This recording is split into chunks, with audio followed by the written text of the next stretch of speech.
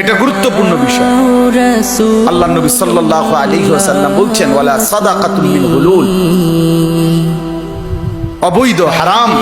ভাইয়া আমি কিচ্ছু দিতে বলি, নিজে নিজে চালাকি করার কি দরকার? একটার পর একটা আনতেছে, এটা হাতের বাড়ি খেয়ে পড়ে যাবে। শুয়ে মদিনায় তুমি ধোঁকা ছাড়া, প্রতারণা করে, ধোঁকা দিয়ে কোন উপার্জন, ওইরকম সাদাকা আল্লাহ কবুল করবেন। হাদিসে তিরমিজি শরীফের প্রথম হাদিস, 1 নম্বর, লা তুকবালু সালাতুন বিগাইরি তুহুর, পবিত্রতা অর্জন ব্যতীত কোনো নামাজ কবুল হয় না। ওয়ালা সাদাকাতুন মিন গুলুল, ধোঁকা প্রতারণার মাধ্যমে অর্জিত কোন সম্পদের সাদাকা দান কবুল হয় না।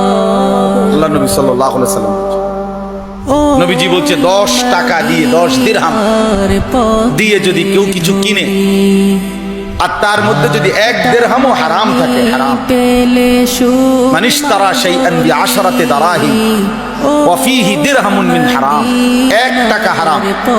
আল্লাহ নবী বলেন ওই জিনিসটা যতক্ষণ পর্যন্ত তার কাছে থাকবে ততক্ষণ পর্যন্ত তার কোনো ফরজ কিংবা নফল কোনো ইবাদত কবুল হবে না।